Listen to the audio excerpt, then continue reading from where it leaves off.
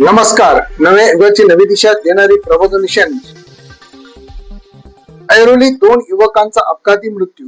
Airoli sector 14 मधील NHP स्कूलच्या बाजूला दोघांचा मृत्यू. काटेनेका ब्रिजचं काम चालू आहे. ब्रिजच्या खाली वाहन पार्किंग केली गेलेली आहेत. याच ठिकाणी JCB वळण घेत असताना त्या वळणावरती मोटरसायकलवरून जाणाऱ्या 2 युवकांची धडक झाली आणि या धडकेमध्ये युवकांचा जागीच मृत्यू झाला. स्थानिक नगरसेवक मोहित चौगुले यांनी दुर्दैवी अपघाताबद्दल दुःख व्यक्त केले. ऐरोलीत सर्वच ठिकाणी रस्त्यांचं खोदकाम केले जात आहे. याकडे ठेकेदारांचे कोणत्याही ठिकाणी फलक लावलेले नाहीत किंवा त्या ठिकाणी सुपरवायझर सुद्धा नसल्यामुळे कोणत्या रस्त्याने जायचा हा प्रश्न प्रत्येक वाहन चालकांच्या समोर पडला आहे, असे त्यांनी सांगितले.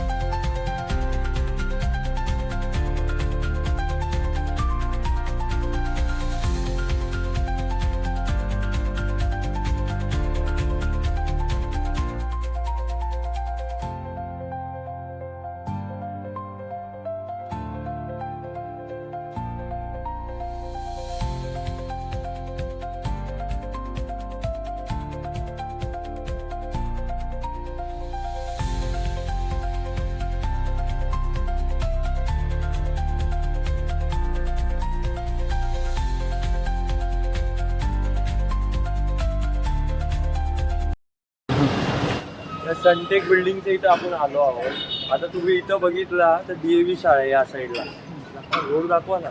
या साईडला DAV शाळा आहे. इथं पण रोड बंद आहे. तुम्ही इथून आला तर हा मेन जंक्शन आहे.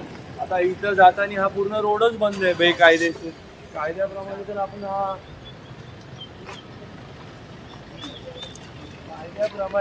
आपण पूर्ण रोडच बंद नाही करू शकत. एक लेन तर चालूच ठेवायला लागते.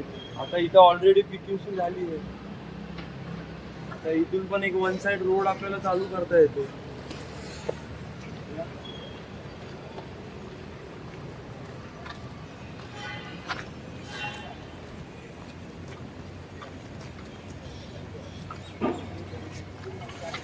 तर ते रिलायन्सचं इथं मार्ट आहे. हा रोडचा काम एक लेन चालू ठेवली पाहिजे ना इथं.